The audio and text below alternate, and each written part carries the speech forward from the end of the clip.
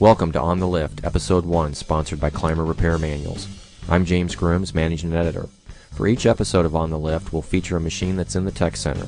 We may also talk about staff rides or projects, basically anything interesting in the shop. Maybe even a road trip or two to see what some of our authors are working on and riding. Today we have one of my rides on the lift, a 1965 Honda CB450, aka the Black Bomber. Sounds ominous, doesn't it? I think this Honda model has an interesting history. While everyone knows about the CB750, and rightly so, the Bomber is often overlooked in Honda's family tree. When released in '65, it created quite a bit of buzz. The motorcycle press covered its release extensively. Even the car magazines like Hot Rod tested it. It was Honda's largest displacement motorcycle, and at the time they were known predominantly for their small bikes. Their largest was the 305 Superhawk, the Superhawk from Zen and the Art of Motorcycle Maintenance notoriety. The parallel twin has dual overhead cams. At the time, it was the only production motorcycle so equipped. The hemi-cylinder head does not use a traditional valve spring setup either. Instead, a torsion bar mechanism closes the valves. Twin CV carbs were novel for the period also. While many bikes still had 6-volt electrics, the 450 uses a 12-volt battery. The plugs fire at 180-degree intervals through a dual coil and point setup. At 8,500 RPM, the engine produces 43 horsepower. Power is transferred to the rear wheel via a wet clutch, 4-speed gearbox and chain. The horizontally split crankcase is held in a cradle frame. This was a departure from Honda's typical spine frame layout. This also allowed the cylinders to be upright as opposed to the previous twins with the inclination.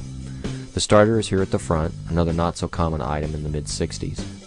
The twin spring telescopic fork legs hold an 18-inch wheel featuring a dual leading brake drum operating on twin pivots. By today's standards, this cable-operated dinosaur is nothing special, but at the time it was considered top-shelf stuff. The rear brake is a basic single-pivot, lever-operated drum. Despite being banned from British racing because of its dual overhead cams, the bike missed the mark. It never sold well at a little over $1,000. The KO model was basically unchanged from '65 to '68 until the K1 release. I've been told there were plenty of 4-speed bikes still on showroom floors in '68 at deep discounts. Despite poor sales, the Black Bomber's release marked the beginning of the end for the once vaunted British motorcycle industry. With the next new release, the first superbike, the CB750, Honda sealed the deal.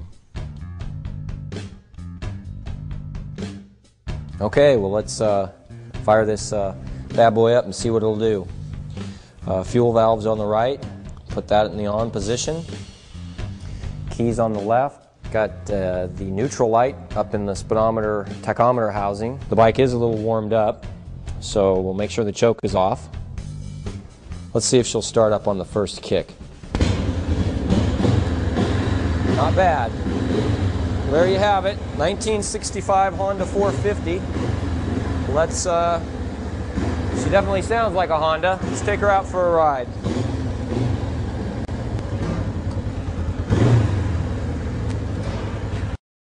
Alright, we've left the Clymer Tech Center. We're out on the road. The Bomber's warmed up. We're out in the beautiful Kansas countryside. Great day. First thing you'll notice about this bike when you're sitting on it is its dimensions. It's a pretty small bike. It's rather heavy at 400 and plus some pounds. But I'm 5'10", about $165, and I kind of dwarf the motorcycle, but that's the way they were back then. Well, let's take her for a ride.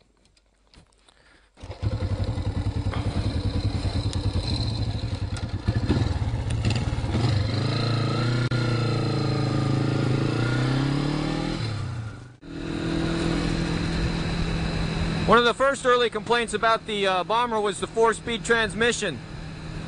The ratio between first and second, pretty big gap there. Later bikes, they took care of that with a 5-speed transmission and tighter ratios.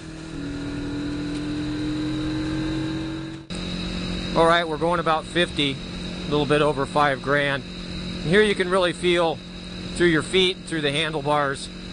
One of the complaints about the KO model is the buzz through the handlebars.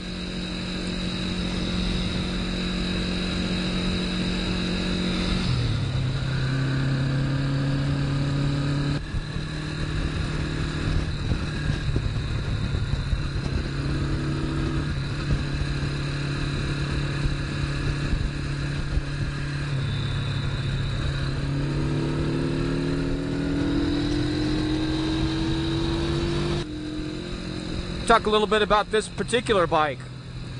It's about 5,000 miles on it. Purists and out there can point out to the non-original stuff, obviously the mirrors.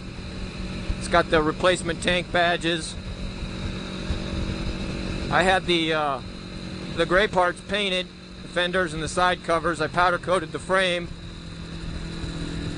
The tank paint and the headlight paint's original. Seats original.